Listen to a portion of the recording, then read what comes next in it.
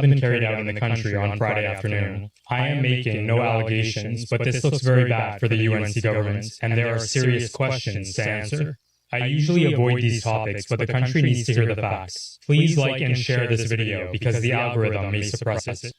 Businessman and Sangre Grande contractor Danny Guerra was shot on Friday afternoon, just 2 months after his release from detention under the emergency. The government's legal notice 434 of 2024 finds that Guerra was the leader of an organized crime group with access to and the intent to target a government minister. Media reports identified that minister as Wayne Sturge. Now what's interesting is that in 2015, Danny Guerra hired Wayne Sturge as one of his defense attorneys. Wayne Sturge, amongst others, won Guerra a $4.5 million lawsuit against the state. Now here is where things went south. A 2025 report by Mark Besant alleged that a Sangre Grande contractor, who was allegedly a financier of the resistance gang, pumped $20 million into the UNC's general election campaign with promises of contracts as repayments. When those contracts didn't materialize, the threats began. Was Danny Guerra a financier of the UNC government? Is the UNC in any way linked to this gang warfare? I do not know. Wayne Sturge and Prime Minister Kamala Persad-Bissessar need to answer these questions immediately, and the TTP has investigation into the of Danny Guerra.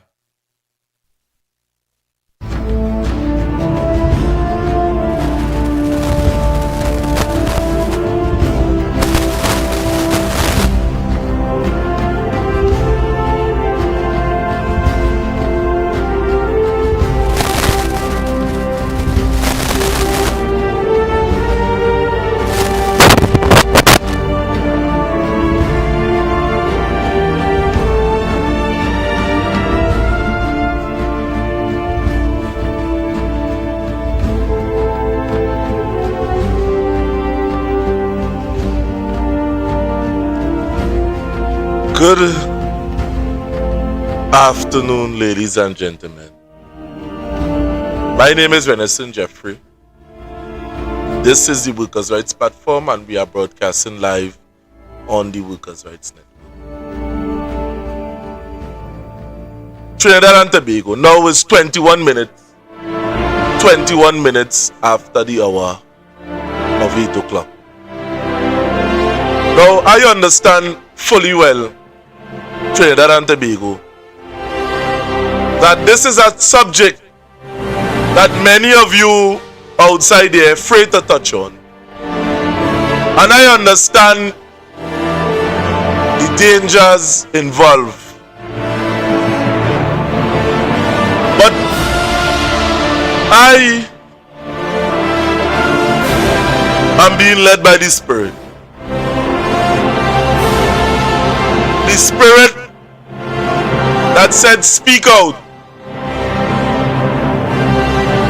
And at the end of the day, if it, whatever shall come to pass, so be it. But I believe that there is a God.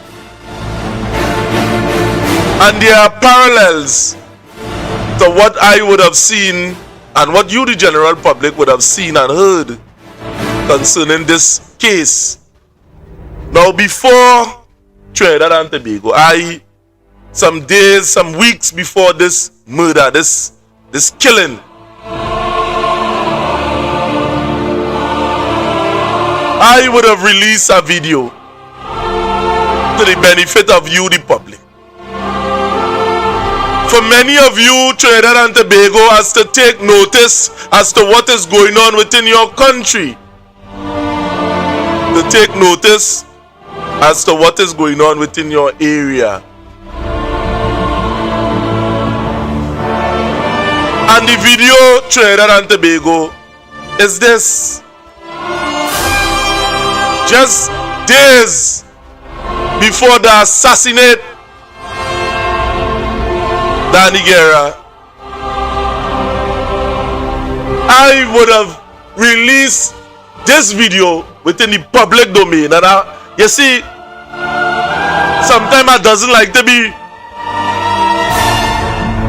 I wish I'm wrong about certain things, But many of you outside there is not seeing, is not understanding where I'm at I am on the front line and I'm telling you I could see.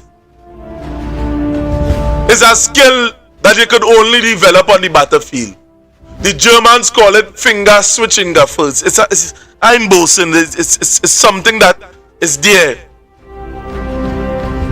And to you, the general public, we have been seeing that members of the media, i.e.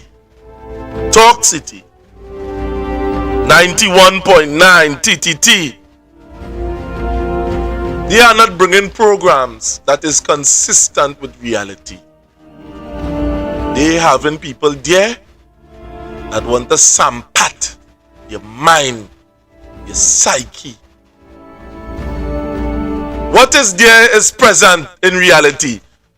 Now, without fear or favor, Trinidad and Tobago, as I tell you, we would have gotten message that the assassination that would have taken place would have came from the UNC camp. That is what we get from on the ground. So it's a fact that cannot be denied. The whole of Sandy Grande is saying that. The whole of Sandy Grande is saying that, and by extension Trinidad and Tobago. And one must be real and reasonable and speak the truth without fear of contradiction. Because for making that statement here tonight, that statement that I just made, Trinidad, I want you to see something in it. Let me play the video that I would have released before that assassination. Let me play that video, and I will play a statement from the Prime Minister of this country. You're going to see something today. My name is Venezuela Jeffrey, and this is the Workers' Rights Platform. Trinidad and Tobago, UNC's argument is faulty, and let me tell you why. Now, let us start from the beginning. Ministers, life was threatened, so we call a state of emergency. That was the excuse, and we would have seen it progress over time, reach from something to something else. Philip Edward Alexander would have stated that the Prime Minister tell us no party, but yet still it had once at a Christmas party, and all of them attended. That is to show you. That is to show. So, it was rumored that they was going to use this zone of special operation to lock down Sandy Grande and to go after somebody by the name of Danny Guerra. That was the rumor. Now, after the Zoso bill have been defeated, now we would have seen that the information to be dovetailing facts, by the way. When information sits upon information, I mean, you could see a clear line. Now, Danny Guerra would have been one of the persons that would have supported the UNC campaign. And to be even said more specific, Wayne Stage campaign. Now, people would have said that Danny Guerra would have spent up to 20 million in the campaign. Now, if we was to look underneath a microscope to the campaign that would have taken place in Toko Sandy Grande, you know, it was one of the biggest. If Wayne Stage didn't win, there's something wrong because of the money that was pumped into. That is the talk within the ghetto. Danny Guerra spent 20 million. Now, the special powers, the state of emergency, they would have successfully arrested Danny Guerra. And now the harder was to let him go. Right now, Danny Guerra outside. And we are hearing that they want to go after Danny Guerra Danny Guerra would have received certain promises before election. And just like all of us, he was betrayed. And Trinidad and Tobago, the mere factor that Wayne Sturge is trying to tell you that this bill that it have existing would have solved the entire crime problem, something is wrong. It's either one thing, Wayne Sturge, your government is a complete failure, or you are trying to advantage citizens of this country without them having the ability to fight back. That is not fairness at all, at all, at all. If we believe in consent, if we believe in the Constitution and right from wrong, that so is completely wrong. Now, pay attention to the information that I am going to present to you here, and you make your deduction for your own self, Trinidad and Tobago, and see how devious this government would have taken this Trinidad and Tobago. Thanks for watching, and please do subscribe to our platform on YouTube, Workers' Rights 868, Facebook, Workers' Rights 868, and TikTok, Workers' Rights 868. You could Google it. We broadcast live on our platform, on our website,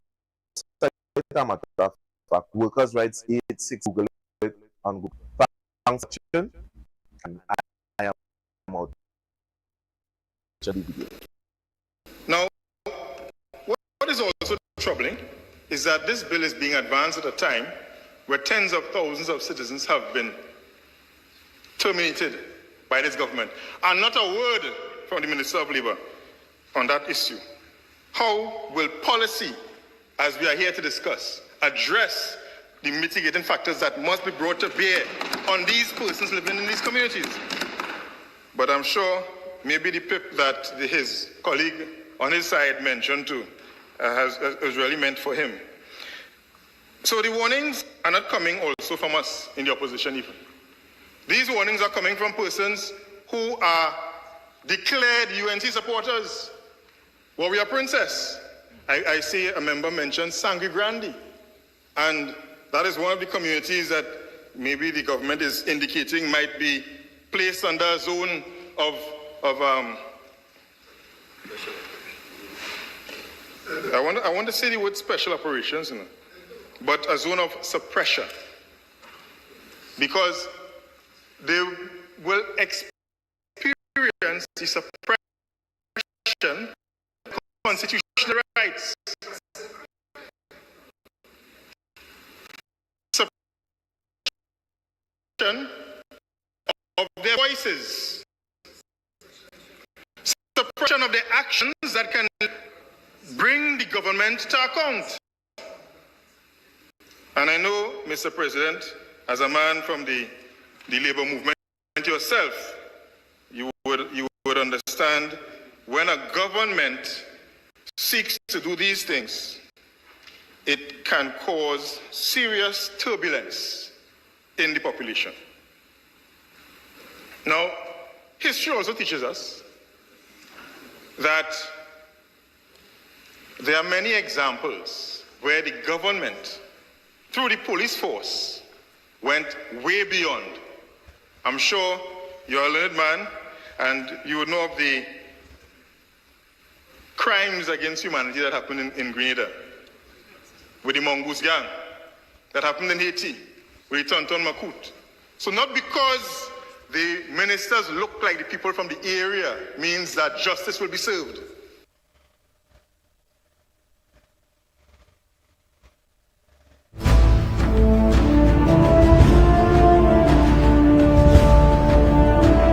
Now Trinidad and Tobago, as you would have seen, we would have known for sure. We just could not say it out loud at the time. But if many of you would have listened to that message, we didn't know for sure that they was going after Wayne Sturge. I mean, not Wayne Sturge, they was going after Danny Guerra. And there are parallel that we must discuss here tonight. And we must discuss it as the thumbnail would have stated. That there are two polarizing figures that most of us know. I mean, criminal tie, political allegiance, violence ends. The case of Dole Cheney and Danny Guerra is two similar cases.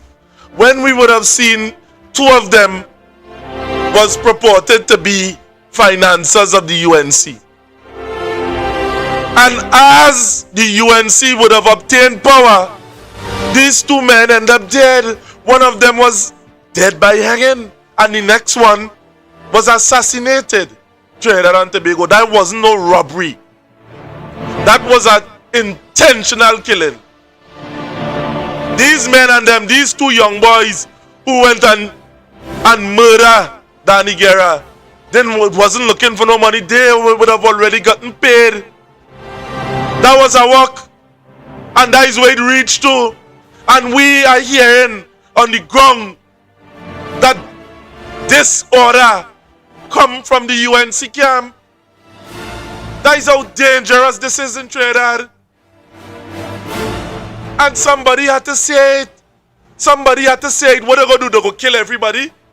And we sure when bloggers coming out here and talking and saying, hey, look, we hearing that the poor hit out on people. Look, we hearing that. Look, we hearing this one wanna kill we. Look, we hearing that one wanna kill we. Look, I hearing the police. It was an instruction that would have came again from the UNC camp.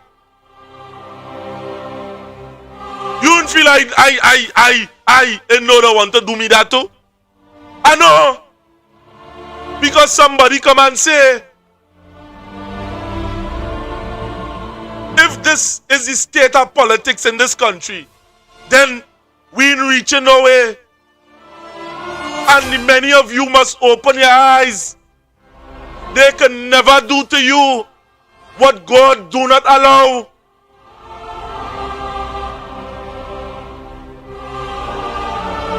It had too much of murders. It had too much of political hit that taken place. You see, the story of Dole Cheney and Danny Guerra illustrate crime, politics, and violence having periodically intricated in Trinidad and Tobago. Although separated by nearly a decade, both men become controversial figures whose lives ended violently amid allegation of criminal and political connection. Up till 2015, it had allegations that would have been stated that Dole Cheney money jumping up. I could call groceries and hardwares that they say Dole Cheney money would have financed. We all know the story about Dole Cheney in the 1980s and the early 19s in the Williamsville massacre. Plenty of the people would have turned state witness and would have testified against the same Dole Cheney. Danny Guerra, a contractor from Sandy Grande, was locked up underneath the state of emergency. Detained, let go. They say it was a plot. He plotted to kill a minister. We come to realize his Wayne Sturge is the minister. That they say, but that was a Legua man that, boy, you're real dreading it.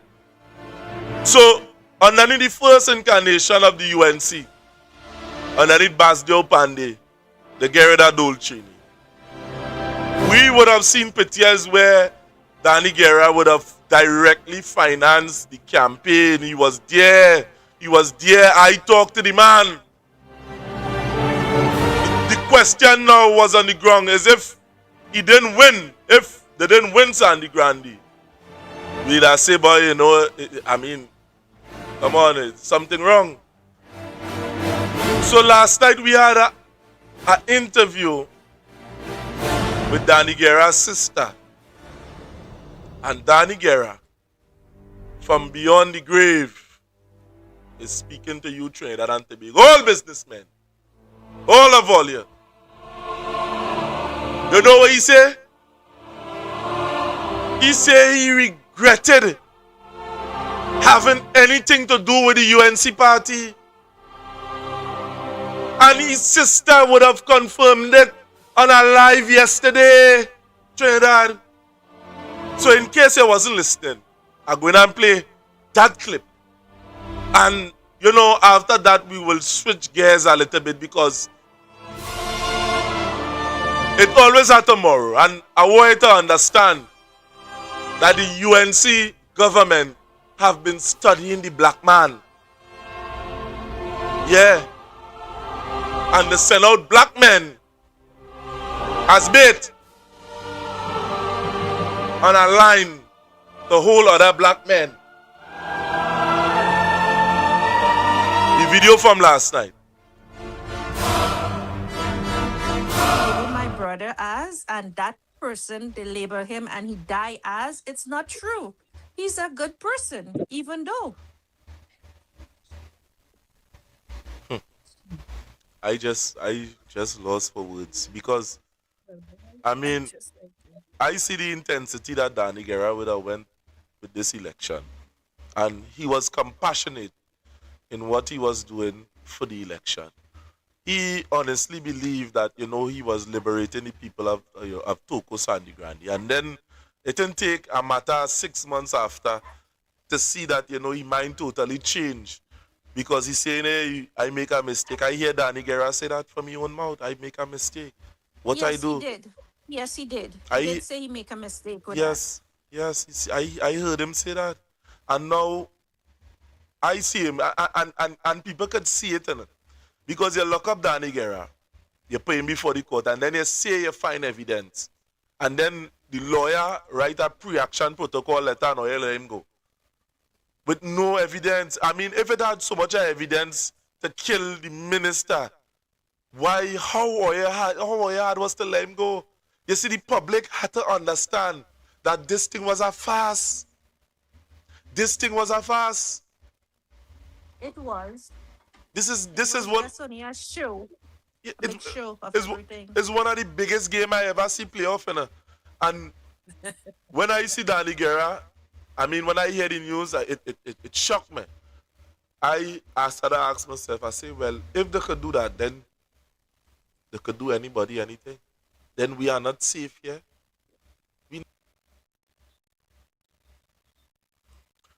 So Trinidad and Tobago.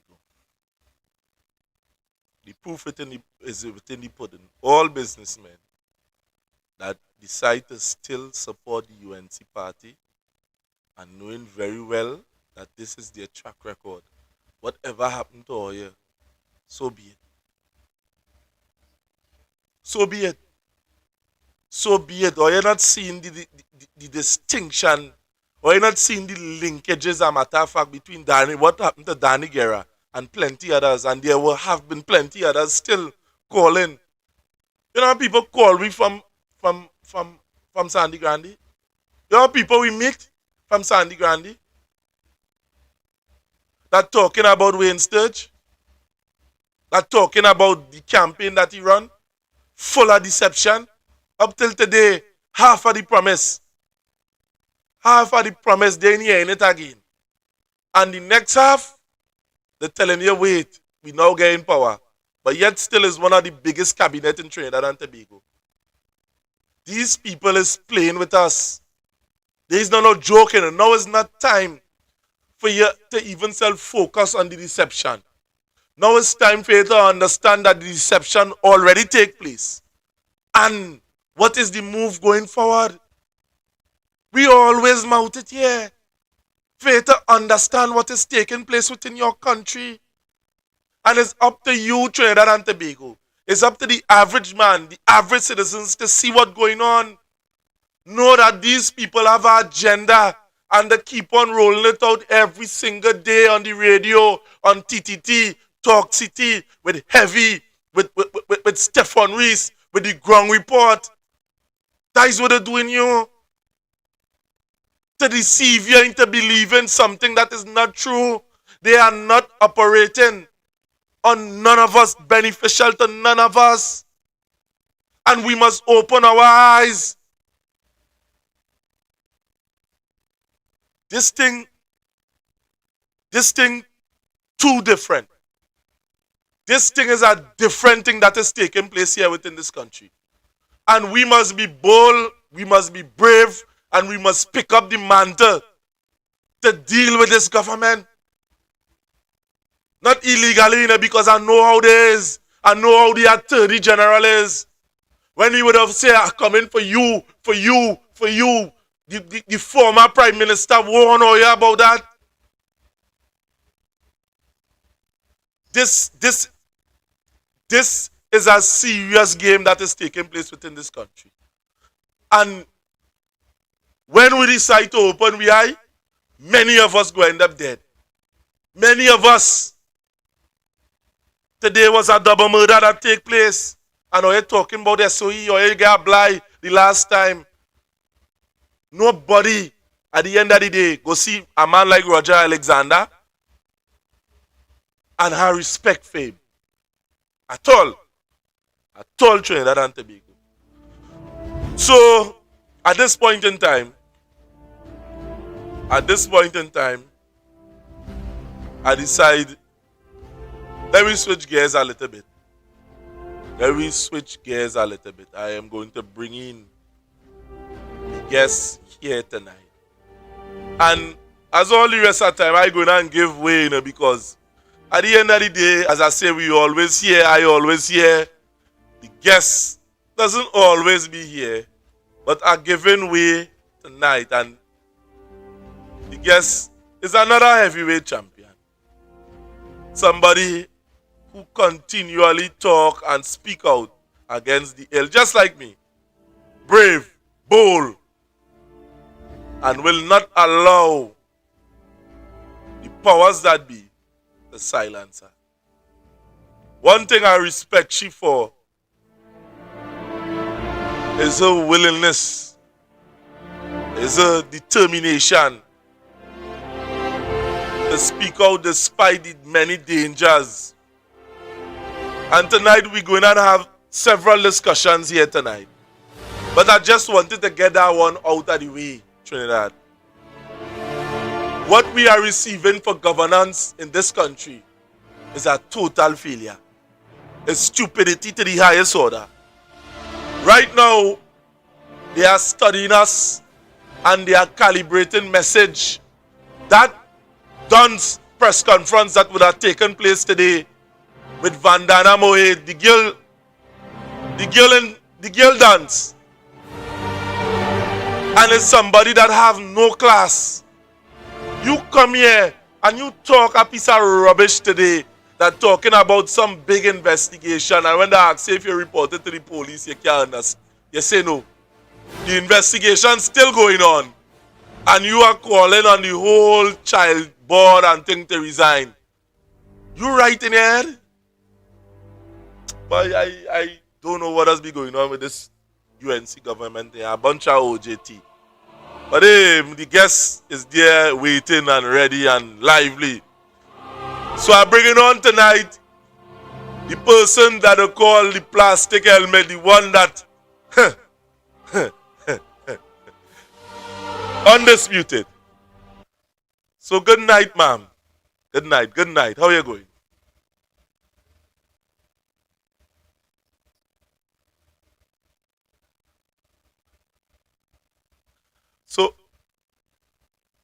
So I know, hold on. Right, I know you always have it spicy, peppery. What is the latest on the line that you have to share with the public, Mr.? Okay, so the latest, first of all, being that, I haven't been on the segment since the new year started, and this is the first time since I gracing it back for the new year. So happy new year to everyone, and blessings to each and every one of you, beautiful people in the audience. I want to start off by saying I lost a friend, and I considered him a friend due to the fact that we made a connection via social media with what was happening to his mom. Last year, September, we would have gotten information. A lot of people would have been inboxing us about this, and they feel the need that we should speak up about it, right? And the first thing they said to me is a woman was doing spiritual work with Delilah, and she showed up dead on Clifton Hill Beach. Well, you know, Delilah is somebody that I have been investigating certain things about Delilah on my own due to the fact that Delilah, I have a strong and 100% I can say that Delilah knew exactly what happened to Kevon when it was going to happen to Kevon. Delilah said a lot of things that contradicted herself. She said she don't know, and then in another video she explaining why Kevon died. So you can't say you don't know one way, but then the next way you explaining details on why he died and the pastor this and the pastor that. Now, while we were fighting for justice for Kevon, in September of last year, we would have came across the story of Miss Mira Bidesi. While we would have come across the story, a lot of people message us because they felt the need that we could look into certain things because they felt like Delilah is lying and she has something more to do with it than what people is seeing. While investigating on our own, we listened to the things that Delilah said. Delilah took to her life to identify that she knew the woman. So she confirmed for me, which I wanted to make sure, okay, that she really know this lady, what's going on, you know? She came and she confirmed that she knew this woman very well. And she and this lady was friends, close friends. She believed they was getting closer before she died.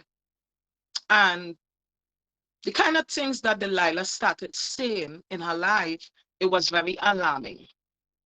It was so alarming that I can't understand why influencers of Trinidad and Tobago, and we are talking about influencers like Delilah, influencers like, you know, people like Asha, who's from Trinidad, who has a platform, Raw Talk, certain ones of them. Why are they able to say, even Twiggy, right? Why are they able to say whatever, however they want out their mouth, and they are not held accountable for their words? Now remember, they say sticks and stones may break your bones, but words will never hurt you.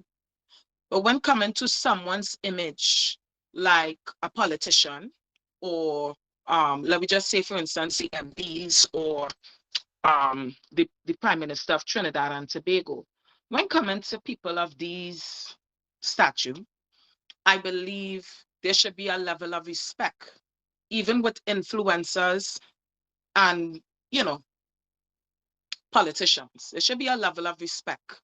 I have witnessed Delilah came on a live and identified things about the PNM party that was so disappointing for me to even hear this on a public platform. It was so disgusting to even hear her tear down the PNM, the People Nationals Movement, for me. Now, as a young girl growing up in Trinidad and Tobago, I live in a household where my grandfather is Indian, my grandmother is Black, and my grandmother votes PNM. My grandfather votes UNC. And I remember my grandmother always coming home with the ink when it's time to vote. She had the red ink on she finger. And I used to be like, Granny, where's that? She like, I went and vote. Our house was very involved when coming to politics, especially because my grandfather was a police, an ex-police at that. And he served very well in the police force of Trinidad and Tobago. And he served for many years. He's retired now.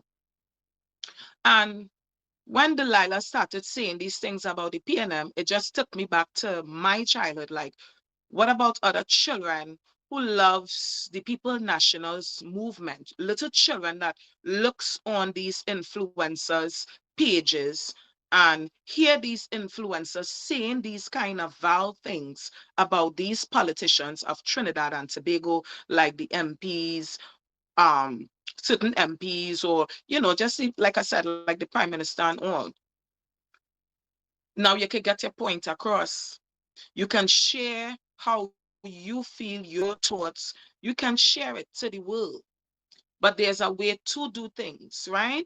And just the way Delilah came out and expressed these things about the PNM, I just felt like she needed to be held accountable for her words, because that is not just tarnishing a reputation, that is tarnishing the People's Nationals movement reputation.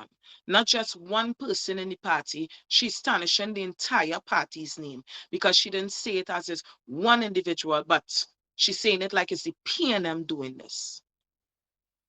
Again, there's little children in schools, because I remember being in school in St. Fimba Girls, and even certain MPs were coming to the school and pay a visit, and we all will be there to greet the MP and these kind of things, even when coming to election time.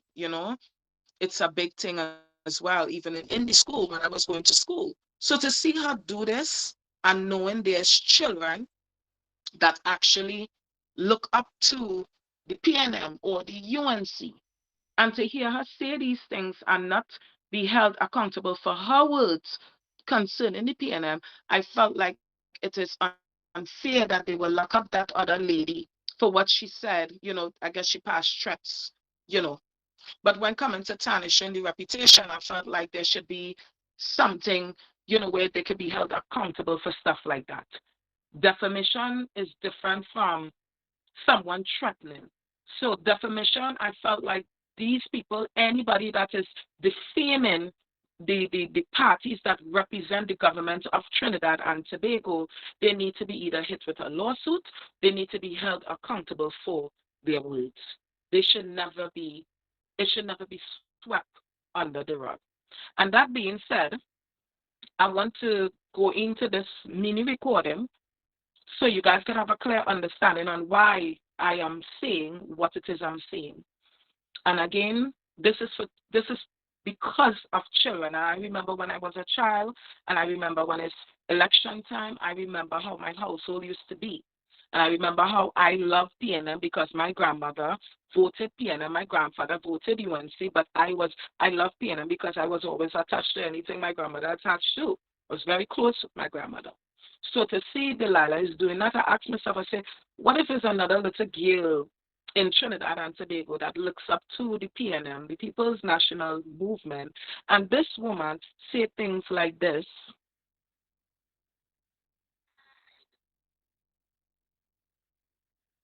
Coca-Cola, 4 for 25.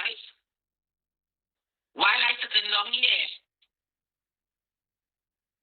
drinking Coca-Cola and eating sugar biscuits, or they buying Rolex for blowing boys' butter, because there's PNM or they have power, or they could silence people. Rolex. Inside. Rolex. While I sitting down here eating sugar biscuits and drinking Coca-Cola, 4 for 25. While I sitting down here drinking Coca-Cola and eating sugar biscuits, or they buying Rolex for blowing boys' butter, because there's PNM or they have power, or they could silence people, and the crime fucking rising in this country. Now, as an influencer, again, children is looking at your page. Whether you want to believe it or not, children will be looking at your page. So for you to say something to that extent, I felt like that was very disturbing. Because if we in America here can could watch what she's saying and saying, but wait, how Delilah could say things like this about the politicians and them, and they just act like she never said it. It just gets swept under the rug and it just blow over, and you put a video out, people just watch it, and that's the end of it. But think about how much little girls this will damage their thoughts about the PNM. Think about how much other little boys that might look up to this party that they may question, like, oh my God, this is what the PNM does? We are in 2026. This is not back in the day, back a day thing, when it was back in the day, 1999 and 2000 and these things. You know, this is 2026. Kids are very advanced. And for you to say that, I just felt like Delilah needs to be held accountable at some point for her words, her action, the things that she does and says on the media. You cannot be saying anything you want. You have to be held accountable for your words. So that being said, I want to move along. So while we were fighting for justice for Kevin, we would have come across Miss Mira. Delilah expressed the things about Miss Mira's death that was alarming. And she gives several different stories. I consider Russell a friend. In the short time that I knew Russell for about September, October, November. Just like about 2 months. And within that 2 months, we were just sharing so much information. He letting me know even when I go on the live, he will guide me. He will tell me, hey, you know, I did not get suspended. I was not fired from the force, Delilah lying. Like when I'm speaking, he will tell me things that I can say and project out for him that he can't see. And it's not like he was scared to speak up against Delilah. It's not that he was scared to come and tell the public how we feel. Russell was also speaking out on TikTok as to what it is happened. And he wasn't talking plain, but he was talking in like a height for people to pick up and understand. He also told people, if anything happened to him, he told me one-on-one, if anything happened to him, just know he did not kill himself. Russell had like a clear knowledge that they would have come and tried to harm him. He also let me know that he wanted to get out of Trinidad and Tobago. If it meant he go in Canada or England, he wanted to leave. And even if we had to help him to get out, he wanted to leave. He was building up his wife candle business. They started the candle business, and he was focusing on that. Now, while he was focusing on that, he would have been doing his own investigation for his mother's death. A lot of people may have looked at Russell like he crazy, he arrogant, he ignorant. However you may have looked at him. But Russell was actually one of the good ones. And he was also a very good officer. And why I will say that is, if he locks someone up, and they ask for water, he will buy them water. He will give them water to drink, at least that. If he locks someone up and he lock you up now and he come back here to lock you up next week or in 2 more weeks or in another month, he will argue with you. He will let you know. I don't want to see you here again. You know, what you doing? You know, you pull up on you. So he was a man that actually took his job serious and he loved his job. Things that he expressed it to me as well. Even when I asked him why did he walk away, he told me it was the principle. He gave so much and they didn't even fart on him, you know. So as we going along, Russell is sharing his thoughts with me. Some of the conversation is recorded. Some of the conversation that I also have recorded that I didn't even get to play as yet. I'm also trying to get that back from my WhatsApp, like retrieve certain things from my WhatsApp. So later on, I'll be able to always play that for people. But as of right now, there's one recording that we had put out and it was circulating. And in that recording, you would have heard Russell identifying what he would have put together when coming to his mother, Miss Mira's death. Delilah made me realize she's deeply involved in Miss Mira's death because of her stories. She gives several different stories publicly, and then after she gives these stories publicly, she deleted her videos. She deleted every video where she was speaking about it. And I feel like the public need to hear these things and understand these things have a lot to do with why this woman is dead. Now, while Miss Mira they would have found Miss Mira hanging, there was a young boy that was found hanging across the street from Delilah. And that young boy who they found hanging used to work for Delilah. I would have made a connection with that young man's family. They would have expressed it to me. They would have expressed it to me that that young man, they do not believe that he hung himself. They believe that Delilah and them had something to do with it. He was working with Delilah's sons and Delilah and them. He told Delilah he got a job. The next day, he was found hanging. Just like how Miss Mira was found hanging. Just like how Russell was found hanging. Russell's mother-in-law takes her alive to let the public know certain things, but we're going to get to that part. While I'm listening to the recordings from Delilah, I would have identified these things. And I'm going to get into some of the recordings really quickly. Some of these recordings you guys have heard already, and some people may not have heard it, right?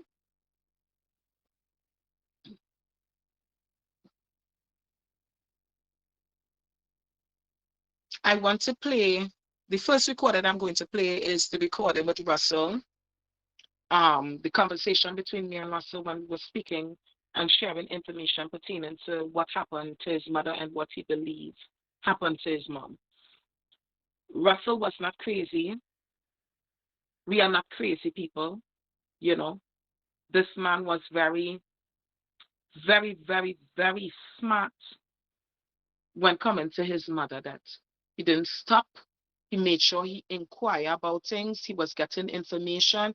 We were sharing information. We look into so much when coming to her hanging. And a woman who hung herself will never have pills and, you know, like the kind of things that was discovered there at the scene, which is the crime scene, right? There was pills found. There was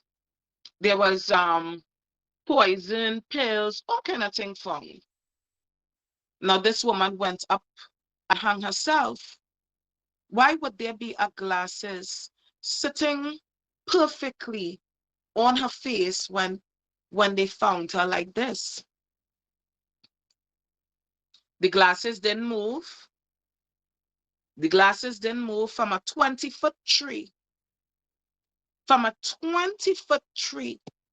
And she was hanging 15 feet down to the ground. Let's make it make sense. A woman hung herself. She's hanging 15 feet down to the ground. And she's wearing a glasses perfect on her face. And that glasses did not move off her face. It's almost like someone put the glasses on her face.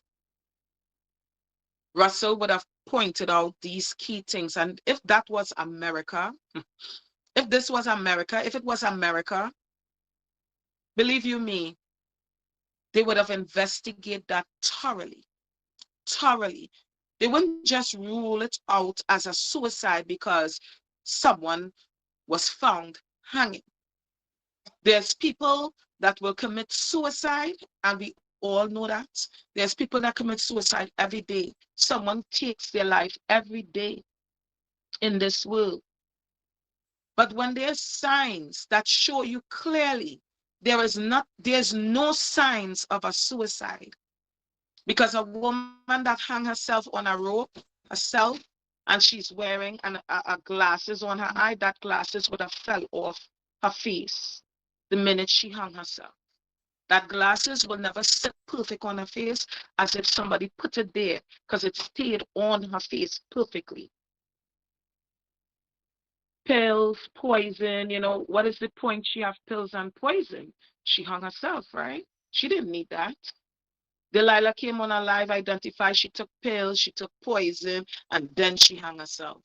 Now let me know, How could someone take pills and poison and still be able to go hang themselves? So there's a lot of questions circulating Miss Mira Bidesi's death. And not just Miss Mira Bidesi's death, but also Russell Bidesi's death.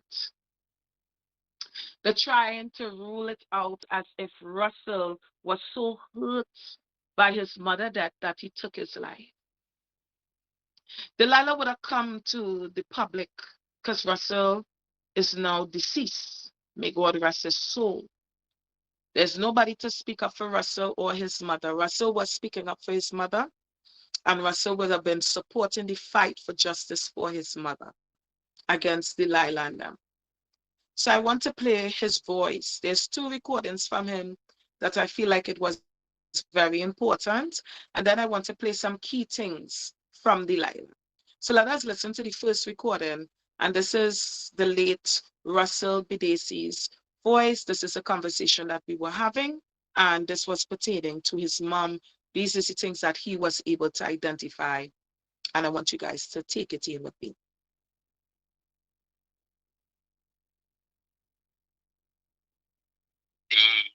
Spiritual lady was calling my mother phone that morning. I told her I saw a series of missed calls. Yeah, you did. That number belonged to the spiritual lady. My mother also blocked the number on WhatsApp from calling her. Wow. The person who they maybe was referring to the reason with, and the reason why mommy maybe saying she fell up and she died is because the person demanding the money from her. Yep. And when she talking about reason with her, it's because listen to me. She had no more money on the Senate track, so she trying to reason with them. Have mercy and compassion now.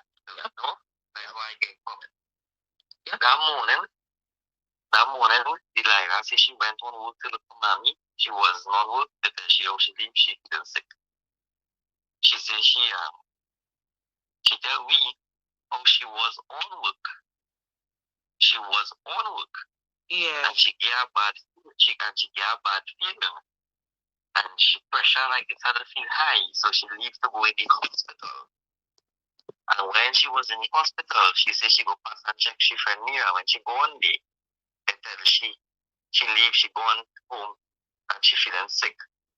So she come down here to look for she. So here why I say, right, if you're going on work and you ain't get she, why you didn't call? Why you suggest to come down here? Yeah. No. So let me pause it for 2 seconds. Delilah would have been doing spiritual work. This is what she claimed. Spiritual work for Miss Mira. She tried to tell the public that she wasn't doing any spiritual work, but somebody she know was doing spiritual work for Miss Mira. However the story go, Delilah was also doing spiritual things, she claimed, with Miss Mira. She bought a sheep for Miss Mira and carried to the spiritual lady. She was the middleman. Now, while she was doing spiritual work for Miss Mira and these things, she was requesting more money. Her and the spiritual lady, Pauline, was requesting more money from Miss Mira. That very night, Miss Mira would have spoken to Delilah and that spiritual woman. They would have made arrangements with Miss Mira for her to meet them that very morning that she went missing. That very morning, Miss Mira was supposed to meet up with Delilah and the Pauline spiritual lady that she rolling and pumping with. The 2 of them rolling around Trinidad, robbing Indian people. And Indian people have to be very careful of Delilah and that Pauline lady who is a spiritual lady, right? And these are the same people that robbed Miss Ubi with Delilah. And then Delilah came to the media to try to slander Miss Ubi because she spoke up against her. And she came and put out, information through me on Delilah. Delilah and Miss Mira was supposed to meet up that very morning. And the spiritual lady. I don't know how Miss Mira wind up dead on a beach the Wednesday morning. But Miss Mira was supposed to meet with Delilah and the spiritual woman that morning. Now, the reason why I pause Russell for 2 seconds is because I want people to have an understanding on what Russell is talking about when he's talking about the spiritual lady and, and I believe I should play the recording with Delilah identifying what her and the spiritual lady was supposed to do that morning, right? I think I should play that first and then finish play Russell. So people will understand when he was explaining about the spiritual woman and Delilah, they will have a clear knowledge on what Russell was actually talking about.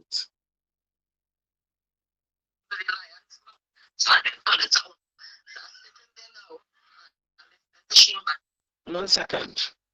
Because they're thinking that why Miss Mira was in the back of the man's ring? Now when we on work, who were around to talk to normal? My phone I put on loudspeaker. Oi! Let's go! Oi! You come and check me. No, I can't come and check you. I don't want I can't come. Oh, well, get some these person from I wanted to bring anything from my list. I want to go to the house and leave and tell you to come back. I want to know. All right, no problem. Miss Mira was to collect some oil and some things to trace the yard and to sew on Russell clothes. The same day she went missing. And the same day the spirit of person was coming down the road or coming up the road to meet Miss Mira the morning. You know, I'm saying that, please. Almost have taken my son off the person's table. I have his number. Here. Right? She was waiting to collect everything in the morning. I went on work. But I told my supervisor I am going to get breakfast. I have all right to get breakfast. I have all right to say, listen, can I go and get breakfast? Please, I want to get something to eat. I have to eat for the morning. I work in the heart of Point 14. I have all rights to go get something to eat. That is my right. You can't stop it. That is my right. I left and I walk outside, but before I was going, my supervisor called me back. Miss Byron, I'm getting her to take care. Buy 2 of the strongest painkiller. He pulled out his money. And he gave me his money in my hand. He said, buy 2 of the strongest painkiller for me to get in the drugstore. I wasn't going to no drugstore. But it's my supervisor. Why not? I will go. When I went back out the door, the spiritual woman come and blow all night. I said, hey, what's going on? You good? Don't call me. I do so I walk down. I see the package. Shall I label package with items in it. I'm going to drop this for Miss Mira. I said, well, I'm going out the road one time. You will go one time or you will go in 2 separate cars. Let me go in my car. No problem. I jump in the car. Stop out my food basket to get doubles. And lead the woman there calling to get under Miss Mira to come to she package. Stick a pin right there. You're listening to that story. Her friend. You listening to that story? Delilah gave a story that Miss Mira was waiting. Miss Mira would have called her that morning. Miss Mira was at work. Miss Mira would have called Delilah while she was at work and asked her to ask the spiritual woman if she coming to bring the stuff for her so she will know how to leave and come back. Delilah then tells the Miss Mira that she at work, she don't know if she coming. She will call the lady for she. She then turns around and asks her supervisor to leave work, to go and get breakfast. Now, as she gets out from the compound, the spiritual woman miraculously appeared. And she said, hey, what are you doing here? And as the woman appeared, she asked the woman, tells she, she have the cloth and the oil. She had this package to drop for Miss Mira. Delilah then say, okay, well, me and you could go and drop it for Miss Mira. And Delilah hops in the car and she go on with the spiritual woman. She gets to wherever she gets to on stage. She left the spiritual woman calling to get on to Miss Mira to come for her stuff. The question is, a woman hung herself, which means she was in distress. She had a tear, she had enough. But what happened the day before she hung herself? What happened that day, 2 days prior, 3 days prior, 4 days prior? What happened before she hung herself? Now, you see, if that was America, they would have looked at the days prior to what transpired, what happened, what led to her wanting to take her own life. The night before that lady went to work, she was on the phone with Delilah and the spiritual woman because Delilah identified that. Delilah and that spiritual woman made arrangement for Miss Mira to meet up with them that morning to pick up the cloth and the oil. Miss Mira would have went to work. She would have been communicating with her son, Russell, at the time, because Russell had was to go and take some paper to the police station concerning his daughter, being able to get his daughter. So Miss Mira would have been the one who prepared whatever paperwork for him. So he called his mother and she told him where the paper was. He did speak to his mother that morning. Now, Miss Mira called Delilah. She did not call Delilah and talk to Delilah and say, Delilah, I'm in distress. I'm going and unalive myself. I am going to go take my own life. The woman called Delilah that very morning, asking her if she can contact the spiritual woman so she could get the stuff. So whatever plans they done make with that woman the night, she wake up the morning, she went to work, she called Delilah normal to find out if Delilah is going to ask the spiritual woman if she coming down to drop off the things for her. Like Delilah said, she was waiting to collect the things. So if a woman called to confirm that, hey, you're coming to drop it for me, and she waiting to get it, at what point did she get the stress and go and disappear and hang herself? When she was supposed to meet with Delilah and the spiritual woman that morning. She didn't call Delilah, telling Delilah nothing else other than call the spiritual woman for me and find out if she coming to bring the things so I will know how to leave. Because remember the woman at work.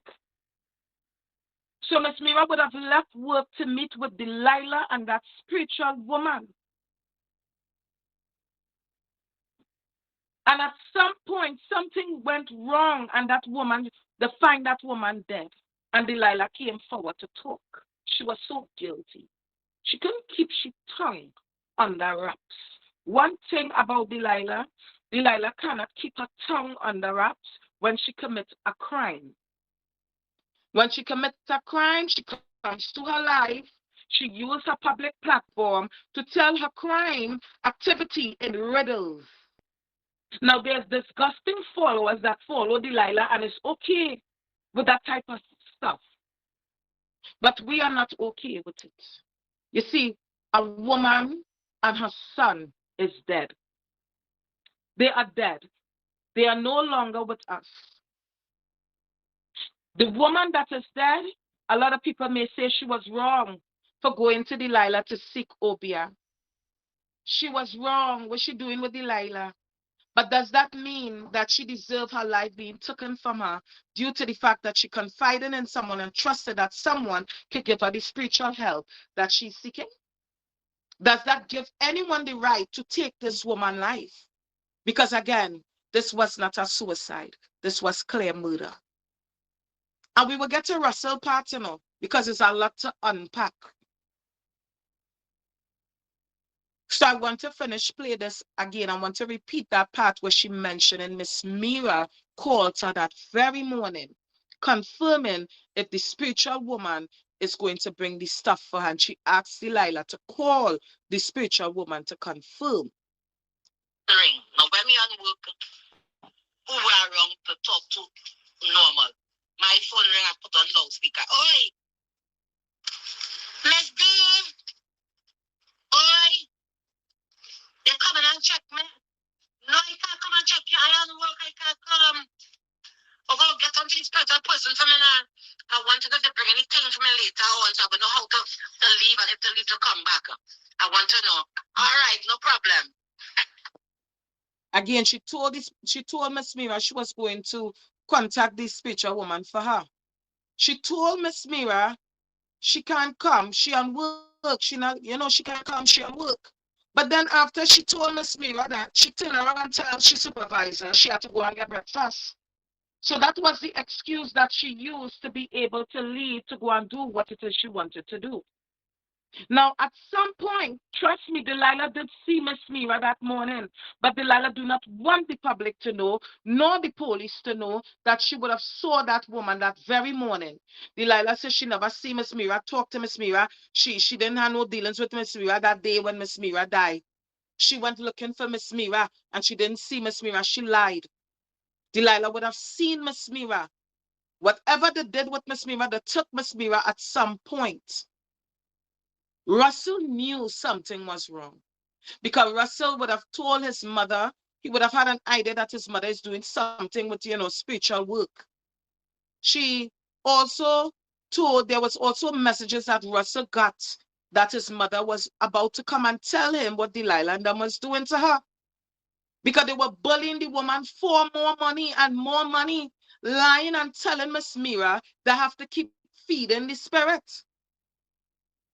So the extent that these people went, we have to ask ourselves, what went wrong? How did this woman showed up dead when she went to meet up with Delilah and the spiritual woman? And these things is not being talked about. I'm seeing Ian Allen, no news outlet, nobody sharing anything. And you hear anything Delilah say. She identifying that she and the spiritual woman would have had things to drop off for Miss Mira that morning. She's identifying Miss Mira called her and she spoke to Miss Mira that very morning. And Miss Mira asked if they come in to drop off the things for her. She would have left work and went with the spiritual woman. At what point Delilah didn't see Miss Mira? Delilah saw Miss Mira. Delilah just don't want all to know she see Miss Mira, right? But how did this woman wind up dead? How? Now, Miss Mira winds up dead on a beach, hanging from a tree. And her house keys were then missing. Now, Miss Mira had valuables in her room. And this is where you will hear Russell talking about this. Russell identified key things about his mother's death, and that is why, again, I am going to play Russell now, so you guys can hear exactly what he's saying pertaining to the spiritual woman, pertaining to Delilah, and even with the keys that were missing.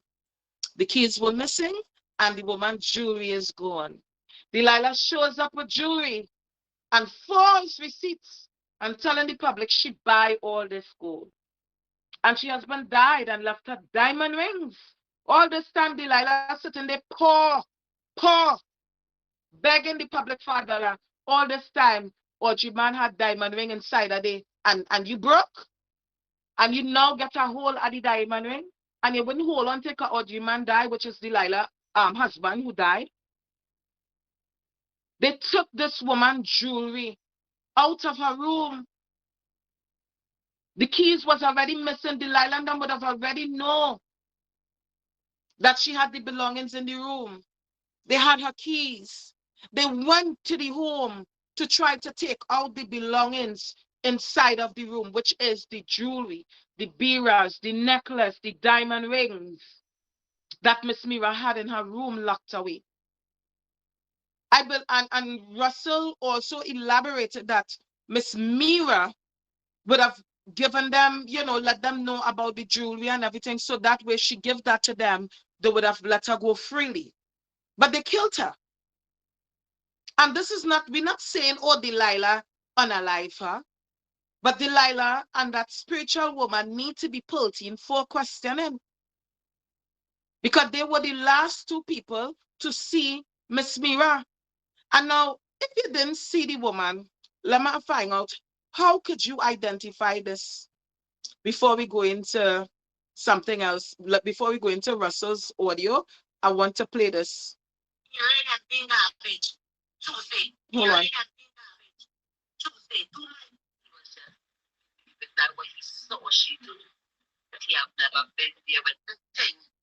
She's looking like she was done traveling. So, in this recording, Delilah is identifying exactly how Miss Mira was looking behind in the car. Now, how you know how Miss Mira would have been looking behind the car, meaning how her appearance was at that time. Let's listen. Let's listen to Delilah words. While Miss Mira was in the back of the man thing, she's looking like she was done traveling. Like she was there and in no fucking way.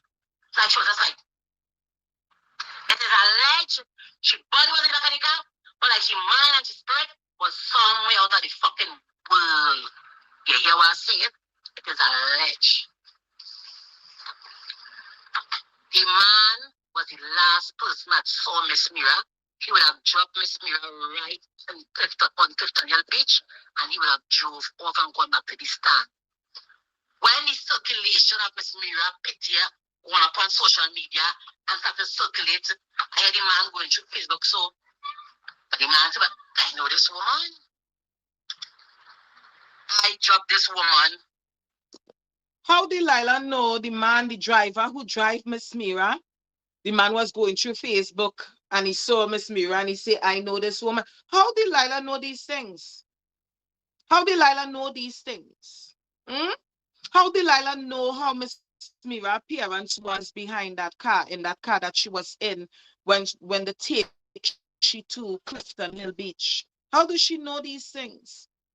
But there's key things, like I said, that she said out of her mouth that make you question her a lot. But let us listen. Let us finish taking Russell. The spiritual lady was calling my mother for that moment. I told her I saw a series of missed calls. Yeah, you did. And I belong to the spiritual lady. My mother also blocked the number on WhatsApp and called her. Wow. The person who they maybe was referring to the reason which, and the reason why not everything she felt that she had is because the person demanding the money from her. Yep. And when she talking about the reason why it's because she had no more money in the contract, so she trying to reason with them. Have mercy and compassion.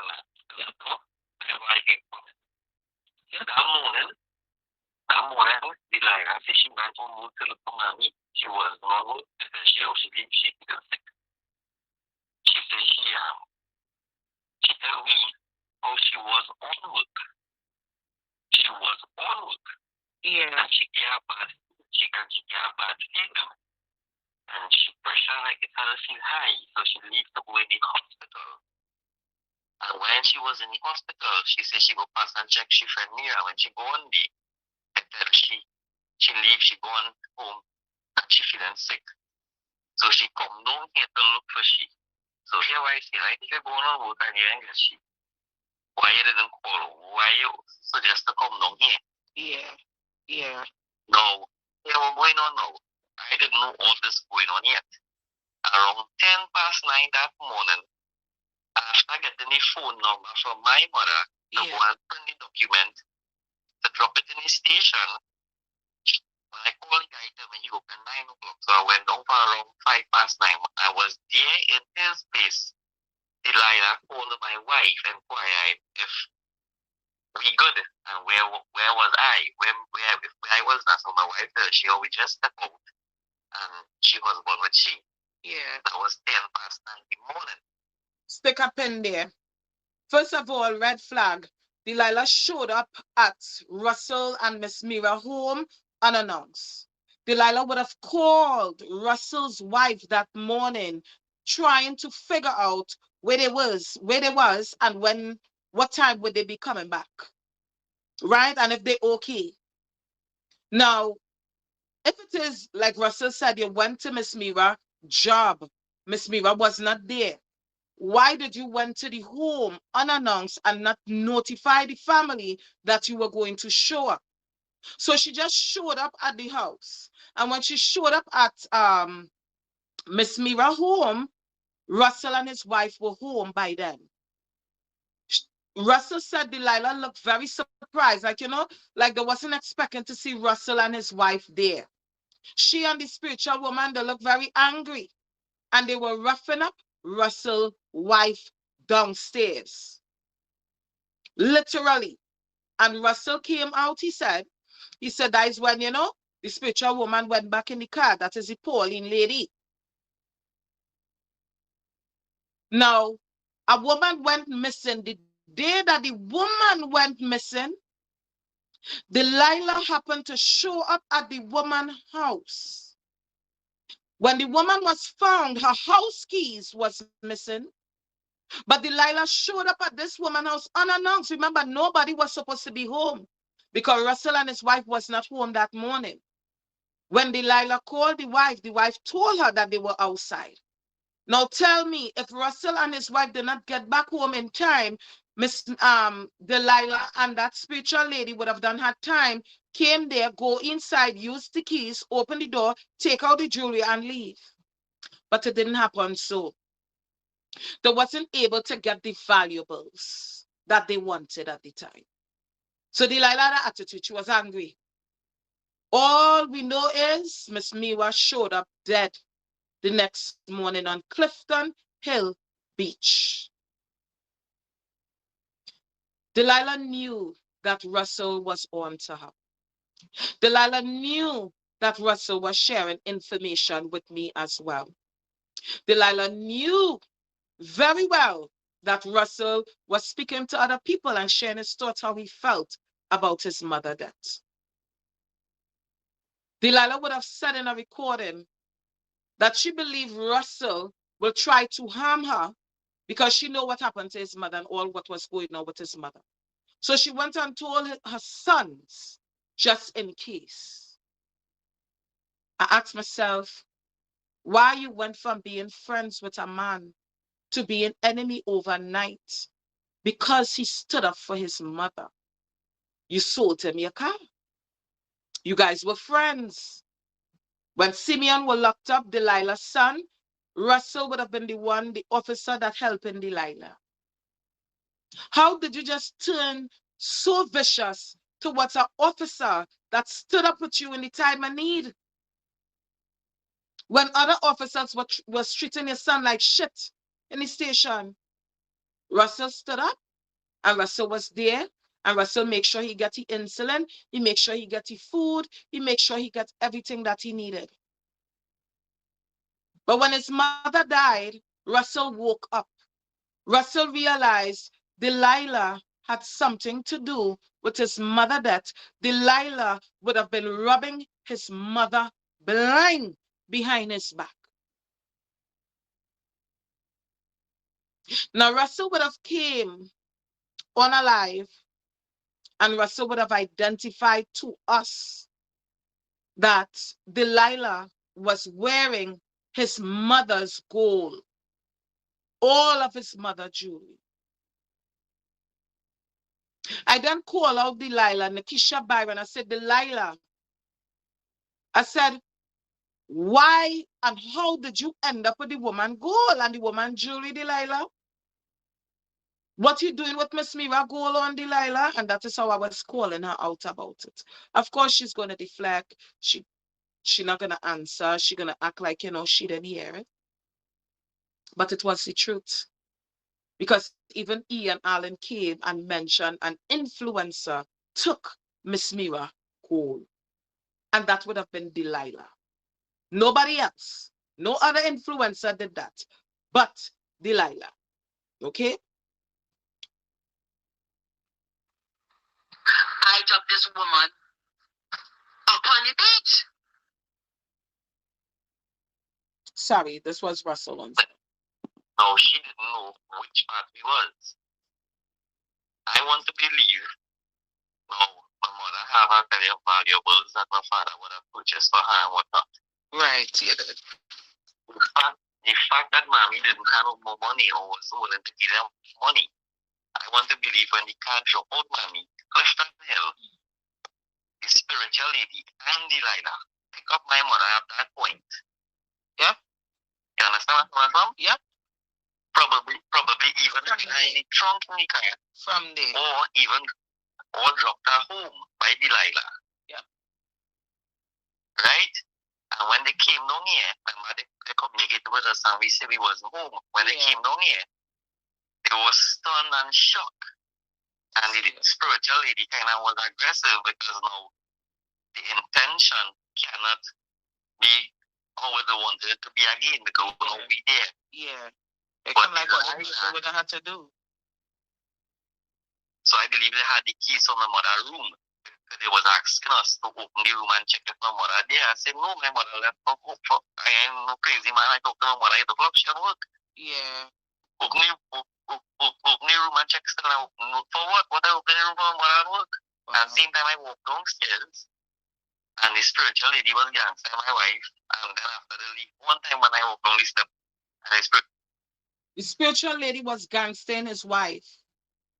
Delilah was telling Russell to open the door. Open the door and check to see if your mother there. Now, Delilah know very well Miss Mira is not there. Because Miss Mira would have had to meet with her that morning and the spiritual lady to get the clothes and the oil. Remember Delilah? It's so funny how this woman died, and because she was found hanging on a rope, and because her family had a little history because of her husband, her late husband was found hanging as well, but found hanging on the compound, which is in the home. They put her to hang. They put her to hang to make it look like it's a family trend. Then Russell was also found hanging. But the key thing is, Russell's throat was slit. They even said 3 of his fingers was missing. 3 of Russell's fingers, they say, was missing. His throat was slit. His he had like a little dent by his head, and he was found hanging. So a man slit his throat, cut off his fingers on his own and hang himself. We have to make it make sense, you know. A man call out a woman for wearing his mother gold because she steal the gold. And Delilah know very well that Russell would have ended up nailing her to the cross for his mother death. She knew that Russell was on to her. She knew it was only a matter of time. And she also knew if Russell did get back in the police force, if he did, he would have made sure Delilah go to jail for his mother death, because me and Russell would already confirm that Delilah and the spiritual woman would have had major involvements in his mother death. And again, we're not saying that they hung her, but the young men around them, the men that is around Delilah, you notice Delilah's son was caught going into the real Blue Life home to thief. He went in her home to thief. And when that young man was caught, he was caught with rope in the bag. The kind of gadgets he had in his bag is like he was going and hang Blue, Delilah's son, Simeon. So let us make it make sense. A young man across the street was hung as well in Delilah street. A young man was hung. The very same time Miss Mira was found hanging. And Delilah would have used that young man's hanging, who she knew, to identify it is happening. People hanging themselves all over, like, you know, try to justify it. Like, it's not just Miss Mira. It's other people in the community hanging themselves, something in the air. When I spoke to this young man's family and they identified that he was working with Delilah, they would have seen Simeon and certain other young men coming out of that young boy yard the night before he was found hanging. So if he was found hanging today, last night Simeon and them was coming out the boy yard. So there's a lot of things that people need to start asking the right questions to these influencers that sit and tell a story of a lifetime. You know, they all do it. Delilah does it. Asha Samaru does it. Raw Talk does it for years. Everybody thought Raw Talk had she own house. Only to see she get kicked out like a dog. You understand? For years, Delilah begging for money to feed people, only for she to come back years after and show off she built up house with all these rooms and she have houses on people. Asha Samaru, she sat down, she tear down Trinidadian people, she just called black people monkeys and King Kongs and all of the above. The woman who sat in a video and said she offered 10,000 US to put a hit on a man in Trinidad and Tobago. This woman's life was a lie all along on the media, painting pictures and narratives for the public. And then you have people so stupid and delusional, they are so caught up on these influencers, they're not realizing when you follow shit, you become shit. When you listen to shit, you start thinking like shit. You know, watch people of substance. Watch people that could teach all you something. Not Delilah and Asha and them who cannot teach the public anything other than lies, betrayal, the love of money. And I told Delilah, I said, Delilah, the money will be the death of you because you love money so much and you display it on the media. You're working Obia. All of a sudden, you don't even know how to work Obia, but you working Obia for money. And you're bragging about it on the media. Right now, we have a serious situation with Delilah and couple people down in the back by she with the spiritual work. Delilah have robbed several people in Trinidad with the spiritual work, Indian people, who is speaking up against her behind the scenes. But Russell and Miss Mira, those are the two main people why we here talking tonight. And I believe that the police need to look in to Miss Mira's hanging and Russell Bidesi's hanging. And this is why we do what we do. We play our recordings. So if the police needed a little help, they can always hear these things and utilize it. We're not here to disrupt anything that the police is doing. But when you have influencers that's committing crimes and being bravely about it, bravely coming and speak up about it via social media, these things need to be looked at. This is why Kevon was assassinated, and this is why the bank teller was assassinated, and so many people was assassinated. There was hits put on their head. And 9 times out of 10, when there's a hit put on someone head in Trinidad and Tobago, there's no justice. There's no justice. There's pure cover-up. That's why I tell people, don't wait for these things to come knocking on all your door. And it happened to your loved one, and now you want to find somebody to fight with you or stand up with you. Make a difference. Stand up now. So while we're in the midst of fighting for justice for Miss Mira, Russell, Kevon, there was a woman by the name of Jamila Jacobson who lives in the United States of America in Brooklyn, New York, who is a child's advocate. She's also a woman empowerment individual. You know, this is the lane that she have taken in life. Trinidad News, they would have did a story on this individual, identifying her for her Lifetime Achievement Award, but the award that she would have received was a Voluntary Achievement Award. Now, that individual is very close with Delilah. Now, that individual would have came out and started slandering my deceased son and posting, you know, things about my son like scooters and things to taunt me because my son died on a scooter. And I said to this lady, she picked up a lot of fire rage for Asha and Delilah and them. And she have been coming at me every time I come out for Delilah and Asha to highlight what they've been saying, what they've been doing. But I noticed something, and I would have got information that, you know, when you're doing something that is very important, that they will always send someone to cause that distraction.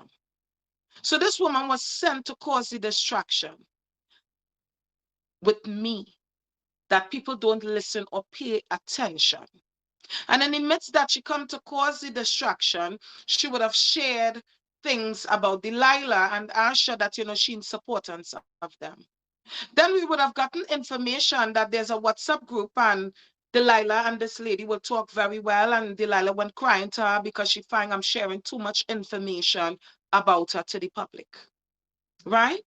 And I was trying to understand, if we take a stand for something, you would never be able to take a stand and just be able to talk freely.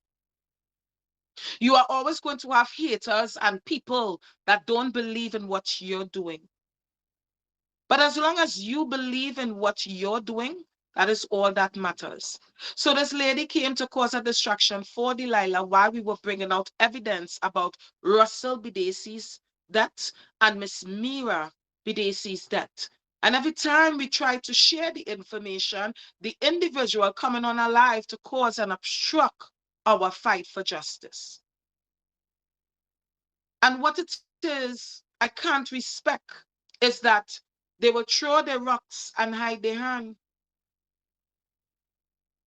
And why I say that is, they will poke, and then when it come to give them back the same energy, they just can't handle it. 9 times out of 10, people who people who will give mouth, sometimes they can't take mouth. And then it have the people like me who I could give and I could also receive. I don't get that angry and hurt, right? But the reason why I'm mentioning the individual, because the individual claims she's somebody of a high caliber, somebody who received an award that Trinidad and Tobago recognized. And these is the kind of people sitting on the media, and I feel like this pull down the country, right? When we speaking up for something, and I always say it, you cannot be nice, especially for something like murder. You cannot be nice. Because being nice wouldn't get you nowhere. Nowhere. But when something is so serious, when someone lost their life and someone is trying to make that difference, get to the nitty gritty, get to the core of everything, that what caused this. You have people, you have haters, you have everybody coming to cause that distraction. When would we wake up as a community and realize that there's a lot of work to still do? Because there's a lot of people dying and there's no justice for them. There's a lot of people dying and you have influencers like Delilah coming and talking up to the extent of what was done or what happened to the individual that could point them out as, wait, how you know all this information? Too much key information was shared, you know? But again, let us finish listening to Russell. Let us finish listening to Russell. Wow. My wife said, "Oh, we're not she come and chuck me up." And tell me, I tell you something. Tell you what happened. I go here and sit. Don't tell your husband what I ask him. Oh, I tell him, and you go here and sit. So my wife telling me one thing while driving out, and I see that the wife telling me that. But I know the like, the middle of the thing, I cannot call you wrong here. So middle of the thing, I think the bill. Yeah, and I impact on me. Me thinking most, even going on my whatever. Mention nothing to me like that. If once a week or twice a week, she will say, your friend come in the store, I see who be a friend today, or I see Miss D today, like once a week, twice a week. I didn't know anything else was going on. So I believe, now the next question, Delilah asked me if I'm still taking it, if I'm still doing contract for a certain businessman. So I will do contract for him, I will do my own thing. And then between he just give me a little small thing to do on his side. Yeah. So I want to believe all the time my mother was alive, but you see the fact that I went with police, I get one police vehicle, I had two other vehicles doing searches and whatnot, and the only driver, we was all inside the woods running. Yeah. All inside spring trees inside the woods, one of the car went down inside it. I want to believe Delilah them see, they realize the fire getting close to the house, yeah, and they panic. My mother didn't suppose to really, but eventually I say she might have still end up dying because she knew the persons, so they were like she. Yeah. But I believe they came here, and this is between you and I because I don't want them to know. No, that of course. My mother bunch of keys was not found, so which means someone have the keys and the keys, yeah.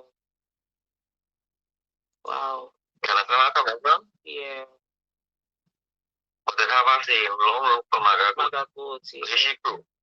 Where she grew? They know it had things in there, the room that they want. 1 minute.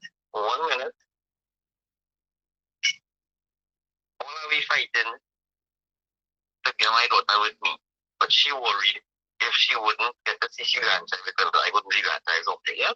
Next minute, she wanted to kill me. I want to kill she. Mm-hmm. And that was the word of Russell. Russell identified that his mother keys, once again, his mother keys was never found. Delilah gives several different reasons why she went looking for that woman that very set morning.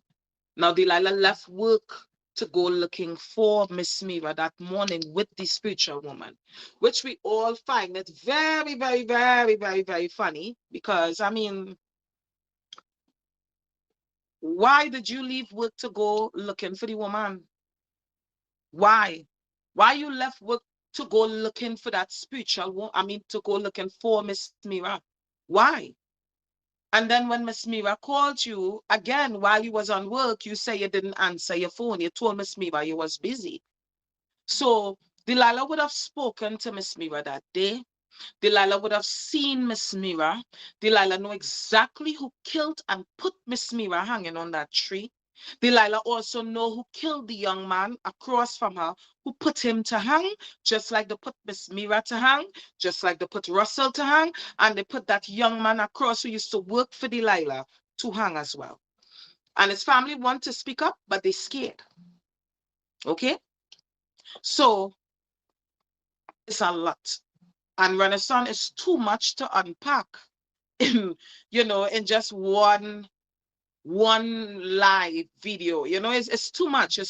So I feel like we do have to do sessions to bring out certain evidence and to play certain recordings. And I feel like even if on a Sunday, we both not doing nothing late in the evening, we come on and we run these audios and we call them out on the nonsense. Because again, these people's life was cut short, not because of them, not because they were sick, but because of someone's hands.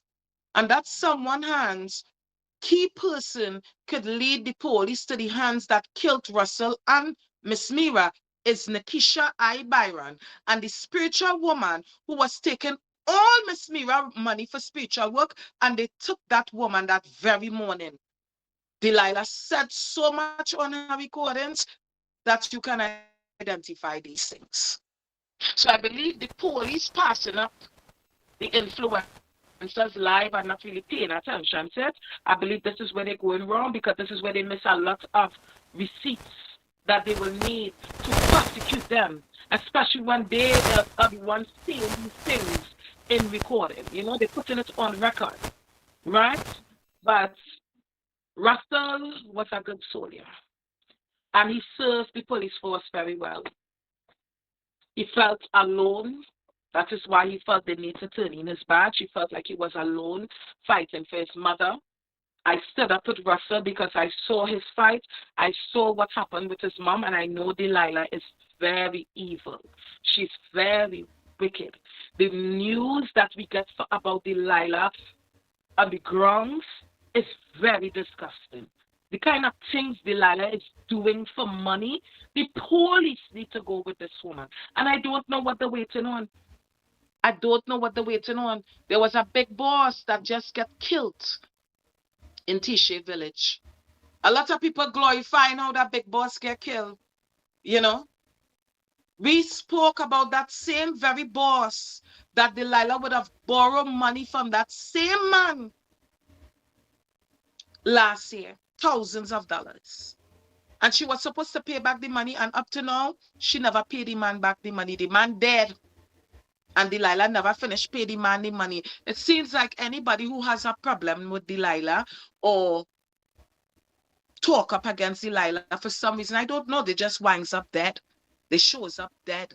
You know, and these are the things that the Trinidad police need to really look at. This is really ridiculous. But Renaissance, Yes, yes, I am here. I I am here. know we can't take all night. I am here. I I know am we here. can't take all night. I know he's a person that you need your chance to to express yourself. And I want you to feel home on the Yes, I platform do. because coming in the future, we all know what we have installed here. A matter of fact, Install, yeah. Yes, yes, and so yeah, yes, as I say, I would have given way that the people could understand the gist of the whole matter, so they could feel it out yes. from a different angle as to what is taking place with this whole situation. I know Taking you went place, into it, yeah. and there's another young lady that just after the program I want to have a call where three of us to have a discussion on our next issue.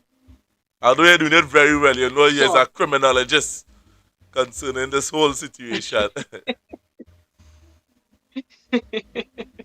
Yes, my friend. And I know, we came in late and we started late, black people never always late, we never on time. But I do want to say to the public, to us women, to the woman out there, there's a lot of us that lost our loved one through gun violence. Gun violence is the main reason why a lot of people is dying in Trinidad and Tobago. And when you have a mother, a brother, a sister, a aunt, a uncle, a cousin, a grandmother, a grandfather that may have to go outside, may have to commute to and from work, you want your environment to be a safe space. You want, as a woman, when you walk outside or you send your children outside, they are safe in their community. But if we as women, we sit back and we watch the wrongdoings, we stay quiet and we hush our mouth, so, oh, don't say nothing now. Oh, God, if you say something, they might be like that. We worry too much about what people think.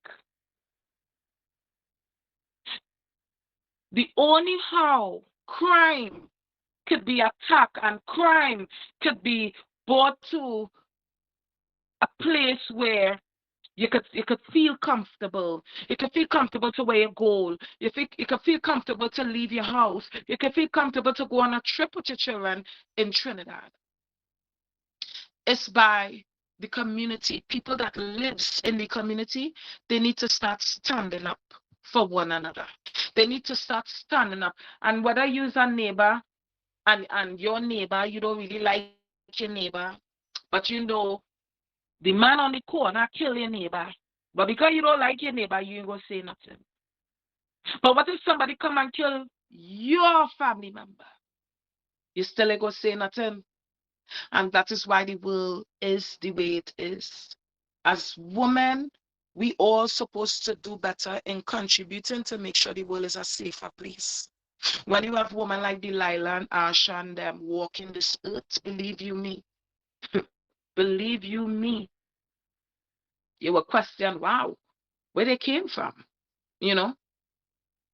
But us as women, we have a voice. And we need to start using our voice for the right things and not the wrong things. And do not hate on someone because they choose to do what they're doing.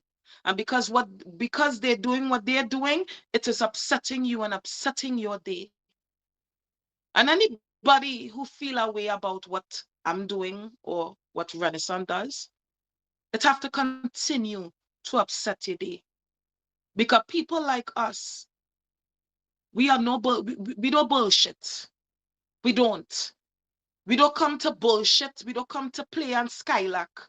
When someone died, we want to know how, what, why.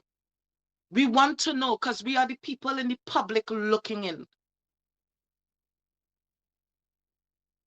So it's nothing to give your support. Support the life. Share the life. Support one another. Be a support for your neighbor. Because the way life is going, tomorrow is not promised to no one. The world is already so corrupted.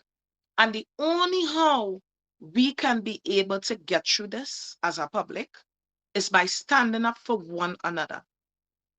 And the only how we can do that is by unity.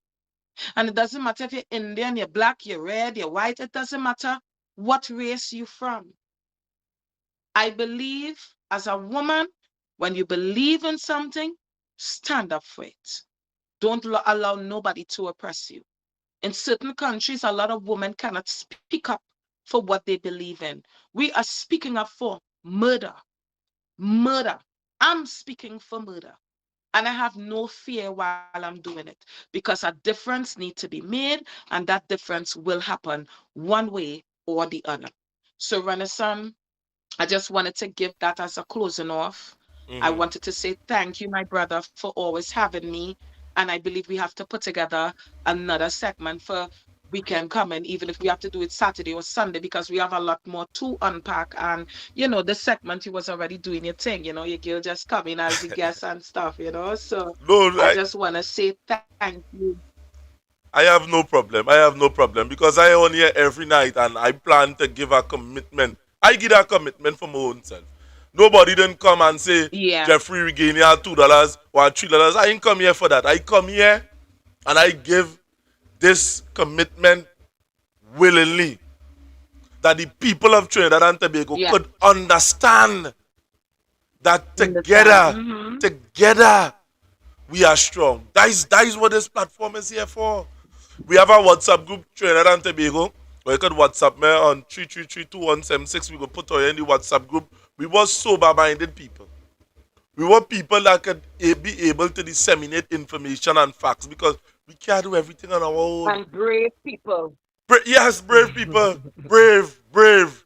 And we want all you to understand. People that's not scared to talk up, because there are a lot of cowards out here, they talk, but they just be scared to talk about the right thing. I tell you, sitting down and telling the public, PNM blowing and little boy Bamsi, Delilah needs to be held accountable for that. Of course. The PNM is a parliament that I respect. I look up to the People National Movement. How dare you disrespect PNM like that and say, oh, the blowing and little boy Bamsi? How you know they're doing that? You was there? The blowing your Bamsi? Anyway, let me don't get started, But it's the truth. It is the truth. It is.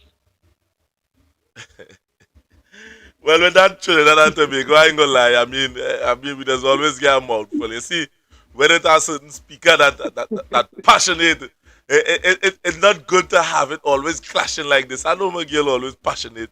She think, you always seen me, but Trinidad, this year is some of the graphic artists that would have seen, and he would have said, hey, the UNC, they're studying us, they're studying our movement, they're studying how we function, how we react to certain things, and they would have instigated an election with calculated precision, in which they would have said just the correct things to fool the narrow-minded man, to fool the average man, and look at that, to fool the whole of Trinidad and Tobago, to fool the way into the election. And today, we see Danny Guerra, he dead. And since from inception, Trinidad, I was indicating to you. Now, before I say anything again, I want to play a clip. Somehow you're frightened for me. And as Pandey say, well, if you see me and a lion fighting, frightened for the lion. Frightened for the lion. Because let me tell you something. Kamla, And it's very sad. I just want to say it's very sad how they killed that man. And that was a clear, you could see it's a clear hit they put on that man. yeah, it's a clear hit. You know, It's a clear hit. my heart goes out to his family, man. Yeah. Look at this question that people say they're frightened for me to call me. Why is I was off there just a moment? But let me play this clip. I wait to understand. Mr. Speaker, the member for Rima and I were in the law class together. So you know how to craft your statements as a good lawyer. So you know how to craft your statements as a good lawyer. So you know how to craft your statements as a good lawyer. I have not named anyone. If you want to take ownership of it, take it. But I have not named anyone. Right, so Kamla Prasad Bisesa would have said in that clip that she named nobody. If whoever want to take ownership, but I listen, Jeffrey, telling the general public that the assassination, the orders to assassinate the gentleman would have came from the UNC camp. I say that without apology. Or you go ahead. If or you decide to come at me, or you have to lock up the prime minister too, I'm playing with you, or you have to know what you're saying outside here. Yeah. You understand? The prime minister say that in the parliament. That is how the laws is in Trinidad and Tobago, you know. Me ain't call no name. But I know for sure.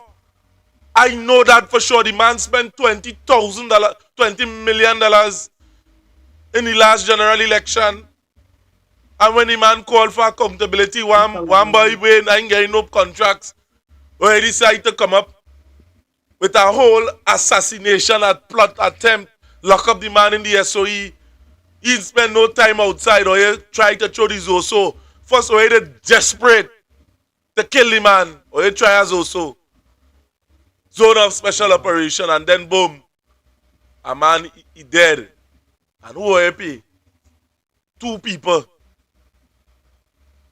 I know for sure, yes? I know for sure. I make that broad statement. I make that broad statement. So many of you that are outside there that feeling that, hey, or you're feeling froggy, well, go ahead. I serve the one and only God, a matter of fact. I serve the one and only God. I know what I'm saying. Miss John. Yes. Are you still there? Right, I see you come off there at 2 seconds. So we bringing the curtains down on the program here at this point in time. Yes.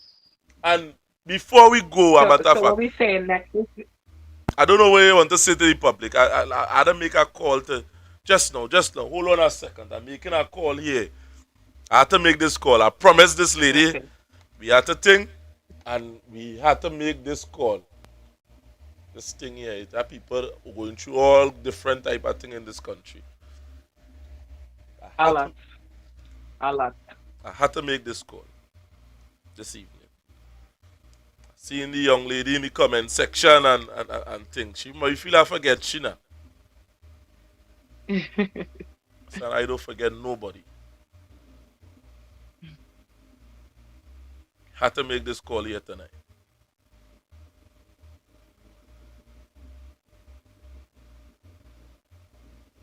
The young lady, today we was talking about a very serious incident. Very serious. Very, very serious incident. Okay. Thank you, everyone. Pleasant good night. Pleasant good night. How are you? Good night. Yeah, going on. I'm trying to be strong. It's so much going on. It's so scary. But I'm trying to believe that there is hope. Mm-hmm. Yes. So just give us a little overview. Don't go into too much details as to your story, family. Because we're going to disseminate the story here, and as I say, we have an expert. Yeah. Let me get a little feel. Let the audience get a little feel of the story that you wanted to express. Okay. So, pleasant good night again, everyone.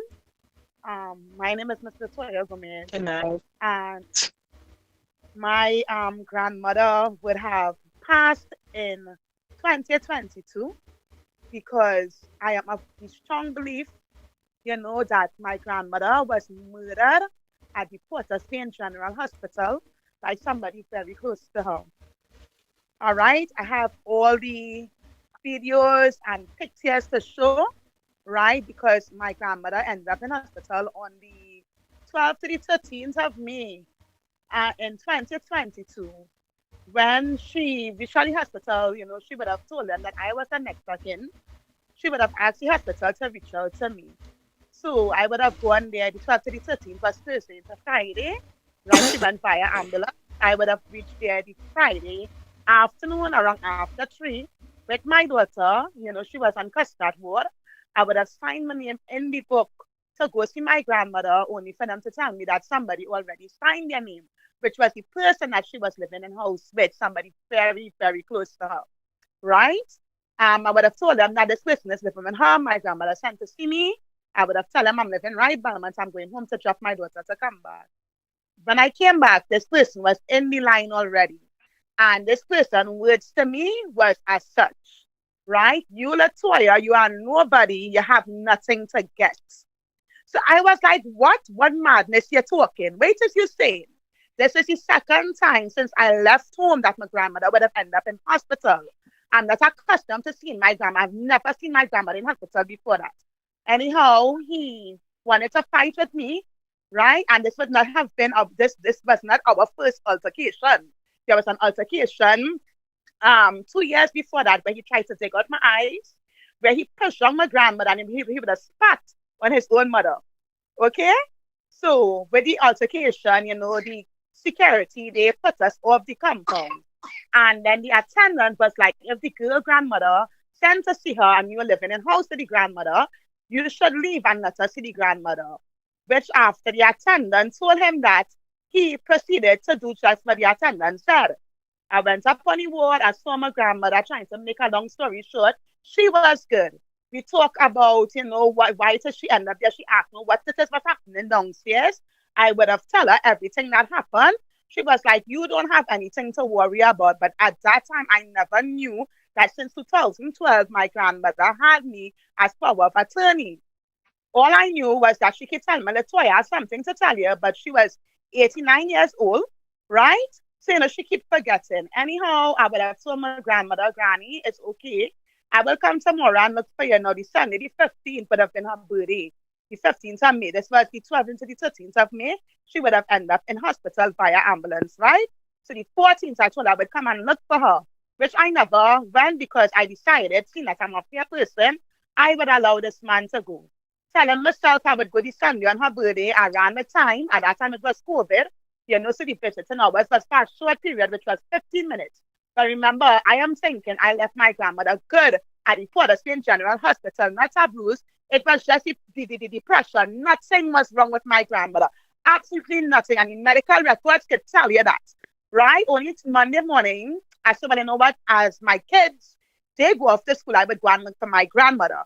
For my brother to send me a picture of one of my grandmother's face, all her eyes black and blue, where I could see that somebody actually cuffed out her eyes more than once, more than 3 times, and cuffed her all in her mouth, and they felt like a mask over her face. What? Now, the left side, yes, the left side of her face was good, right?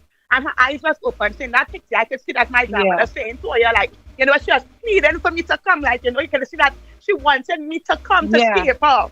Right? So when I see that, I felt so guilty. I started to scream. I started to bawl. I put on my clothes and I ran down to Port of Spain General Hospital. This is very so when I reached hurtful. This is very, very hurtful to hear. Miss Nikia, I could forward you the pictures and everything. I already show it to Mr. Jeffrey and some other people, right? Yeah. When I reached there, Miss Nikia, now I might allow him to go this Saturday. So maybe that picture was Sunday, Saturday, where one side of her face was good and she was up, right? And one side of her face was black and blue, her eyes, her mouth, and the cup of her mouth with her mask. All on her, the gown that she had on, it had a lot of blood, right? Yeah. So when I reached there now, Miss Nakia, the 2 sides of the grandmother face black and blue now. And the grandmother out of it. right? So I say, what did this happen to my grandmother? I want some answers. What did this happen to my grandmother?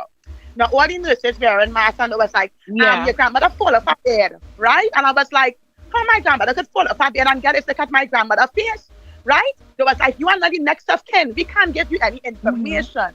I did not know, as I tell you, since 2012, Granny had me as power of attorney. But this person close to her, which was her son, I had to say who it is. He knew that I was power of attorney because there are lots of things, as I say, we can't talk about everything on the life because there's a lot of issues before that, right? Anyhow, Miss Nikia and everybody on your life, when that happened, I felt like I did not know what to do, right? Because they're telling me I am not the next of kin. There is nothing I can do, right? But when I watched my grandmother, tears was running out her eyes. I know she was hearing me in the background because I screaming and I behaving because I delirious because wait is going on here. How my grandmother reached in this state after I leave my grandmother good and be talking and everything was okay, right? So I hold on to her hands, right? As in the video, where she holding on to her hand and I was like, Granny, I said, you fall off her bed. If it didn't fall off the bed, squeeze my hand. She squeezed my hand. I started to bawl even more. I said, Granny, Granny, somebody can just squeeze my hand, Granny. Granny squeezed my hand. I started to bawl. Nobody coming to me to tell me that because all they're telling me, Toya, there is nothing next I can. All right, so, you know, the sitting I was only for 15 minutes. They hurried me to get out of there. I had no choice but to leave, which I didn't want to leave because I wanted to stay there with my grandmother.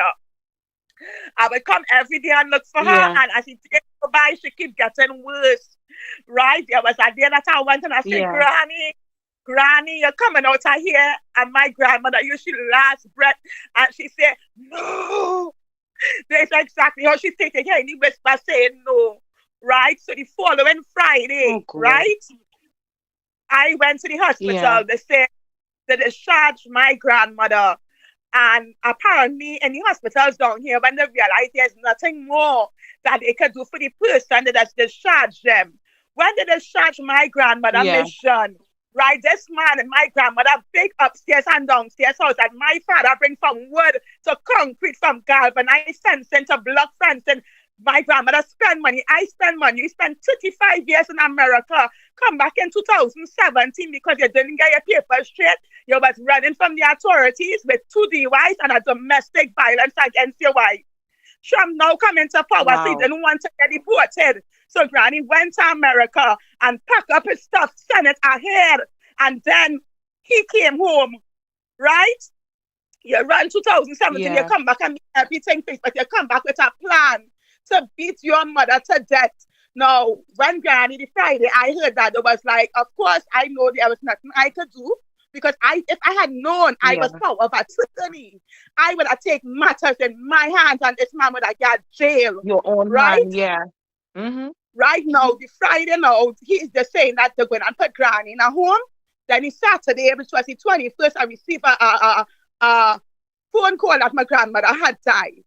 Monday, I went to the hospital, right, on Custard Ward to see whether you know where it is going on my grandmother, because I want to be there for my grandmother. I know my grandmother tell me all her last wishes, what to do, because I was the only grandchild that grew and live with my grandmother, that live, and only grandchild that live and grow with my grandmother, and everybody can attest to that. He made the security run me off the compound like a dog, telling me, you is not the next second, you is not the next second, you go from here. So I suppose security can run me off a compound for this man, right? Now, I decided that day, you know what, Toya, about the day when that happened to Granny, when I first saw the bruises, I went to Belmont Police Station. They said, you can't make a report here because hospital never forward no report to us. So that made me feel crippled even more. But I was so determined at that point in time to try to get some kind of justice for my grandmother. I went to Mr. Allen, right? Mr. Allen said, this is not a fall of a bed, this is late. But the day that Mr. Allen would have wanted to do the interview with me, I was at TGI Fridays waiting for an interview for a job. So when he called, I was like, Mr. Allen, I can't come on the program now. He put me on to an attorney. And this is what the attorney told me, that now this man, when I went to Ian Allen and I went to homicide told me that there is nothing I could do. The night I was coming from homicide, I would have seen his sister and his father side, all of them involved in my grandmother's death. Right? I am the strong belief that all of them involved, and I could tell you why another day. Right? I saw her and I was like, I will make uncle make her jail. Look, wait till she do to her own mother. Look, wait till she do to granny. And she would have tell him that I just came, because I was like, I just come from homicide because, I emotional at that point in time. I feel like I dealing with this. I am dealing with this alone. I am feeling alone in dealing with the situation because nobody in there to back me up. It's just me and me. Right? So she would have gone and tell him. So the next day he went and he speed up Granny funeral for the next morning, 9 o'clock. Now, before the funeral, the night before the funeral is when Mr. Allen's lawyer, attorney, would have contacted me, right? And this man telling me now, to file an injunction to stop the funeral, it would cost $65,000. Where was I getting $65,000 tonight for tomorrow morning? And then telling me it would cost another set of money to do an autopsy. So at that point, I feeling like, boy, what's I going to do? What am I going to do? That man cremated because he gets in. I'm sorry, it have a lot of people involved in this. I am of the belief it have a lot of people involved in this, and I can tell you why another day. Right? This man went and cremated my grandmother's body. He never get granny, none of granny last right. They came back to Trinidad, they couldn't even get pension because they stayed out in the States for so long, 35 years. Right? My grandmother, before this time, right before that time she ended up in hospital, the first time she ended up in hospital, this was the second time, and he finally murdered his mother at custard ward in the hospital. Right? This man would have been financially abusing my grandmother according to Granny, but at that time she keeps saying Toya has something to tell you, and every time she goes to tell me, she would forget. Granny came down here crying the time before that, and she was like, Toya have been holding to my card, he holding to my keys, he cussing me, telling me how much he hates you. Now that time, right, that was the time before this time here, when she sent Auntie Hospital to call me, put me as a next of kin. I had her here, when I went hospital, she already left. I went home, she didn't want to be in the house with him, so she was staying by a friend that she thought she could have trust, but that friend is in on my grandmother murder as well. Right? So I went up there and it's like they didn't want me to leave with my grandmother. Toya, I know we are I know you're trying to get all out. You have a lot inside here. So I just wanted the people to get a little gist as to what is taking place. Inside. But what I want to tell Toya quickly, just really quickly, I do feel like we should talk about this one because it's a lot of unpack questions to ask there. And to the general public, the picture of the grandmother is there, as you could see. So my condolences. That look like I'm falling off as well. Yeah, that is really sad. Really, really sad. My God. Yeah. I tell you, so much people who is experiencing injustice for their loved ones in Trinidad and Tobago. A lot of people. If it's considered an accident, something happened on a job, much people reaching out because they're experiencing some level of injustice. Come on, they have to do better as a country. They have to do better. And I believe I could get justice for my grandmother because in no way my grandmother went to Port of Spain General Hospital. Good, the medical records would show that this woman never went there with not a bruise and come out looking like that. And then they have you could tell somebody beat up. Yeah, they are reporting the autopsy stating that my grandmother died with a stroke. Right? But all her jaw was broken. In a video I will show you, Mission, you could see where my grandmother's shoulder was dislocated. In another picture, you could see where he actually ripped the earring out of her ear. The earlobe is ripped. And the same Miss Mira died from suicide? Miss Mira didn't die from no suicide. You understand what I'm saying? They love to cover up things too much, and that's why we need to get to the nitty-gritty. We have to talk behind the scenes. Right? Yes. So we have to get to we have to talk behind the scene. We have to talk behind the scene. So everybody, tonight, Miss John, keep your phone locked and loaded.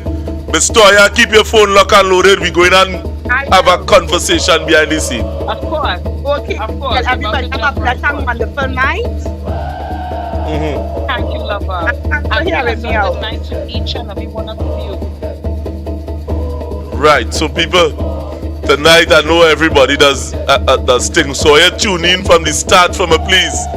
So you go get and just about what going on. The Kia going on be here by herself the next time. I ain't going down that road. You understand? Yes, yes. Where she will yes, be, I she will just have feeling to a little shy restore tonight. to myself. Yeah, she feeling a little shy tonight because she don't want to look like if she hugging the whole thing. I understand that. Yeah, son, but the next time she will be here unpacking these matters. So, or you can reach out to the numbers on the screen 333-2176.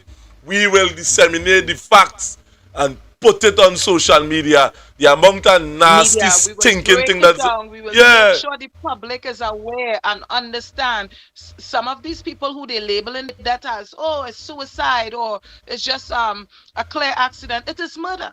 It is clear murder. It is being covered up, and this is what they do in Trinidad. They cover up people's death.